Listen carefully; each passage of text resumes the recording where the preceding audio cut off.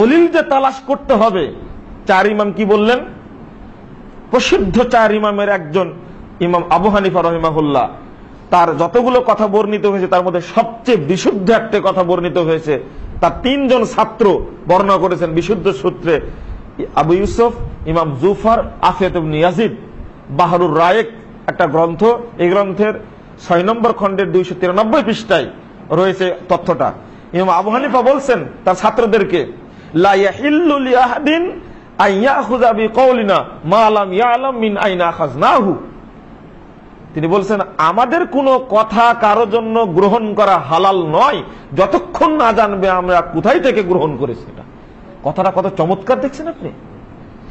হালাল নয়, আপনি যে বলবেন যে ইমাম আবু হানিফা বলেছেন দলিল থাকতে হবে, কোথায় পেলাম এটা? ইমাম আবু হানিফা বানাননি। যদি দলিল থাকে আমি গ্রহণ করলাম, না থাকলে বাদ।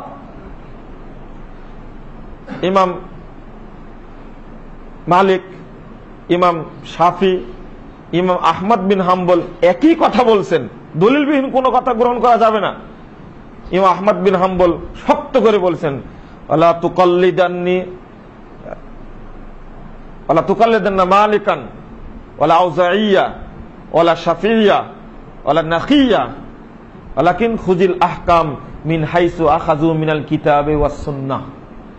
তিনি বলছেন ওয়ালা তুকাল্লিদনি, তোমরা আমার তাকলিদ করো না। ওয়ালা তুকাল্লিদান্না মালিকান, ইমাম মালিকের তাকলিদ করো না, ইমাম শাফির তাকলিদ করো না, ইমাম আউজাইর তাকলিদ করো না, বরং খুজিল আহকাম, দলিল তোমরা গ্রহণ করো মিন হাইসু আখাযু মিনাল কিতাবি ওয়াস সুন্নাহ, তারা যেখান থেকে গ্রহণ করেছেন তোমরা সেখান থেকে গ্রহণ করো। তাহলে আশ্চর্য কথাবার্তা। তিনি যদি এই কথাটা বলেন,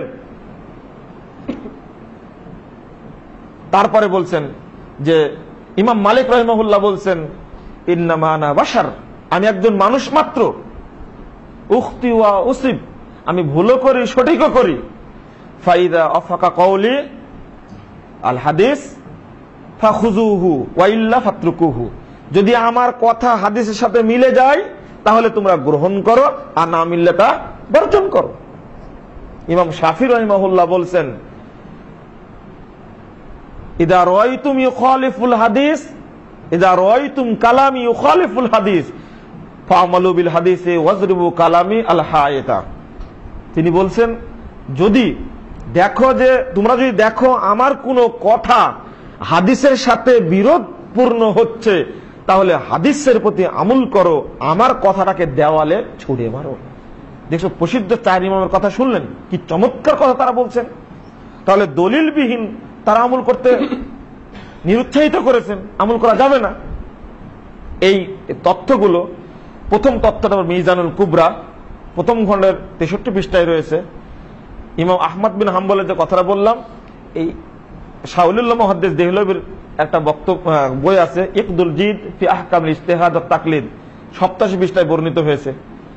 ইমাম শাফি এবং ইমাম মালিকের বক্তব্যটাও মিজানুল কুবরার মধ্যে আব্দুল ওয়াহাব শাহরানি নিয়ে আসছেন তিনি, 63 এবং 64 পৃষ্ঠা প্রথম খণ্ডের মিজানুল কুবরা। তাহলে আমরা দলিল পেলাম।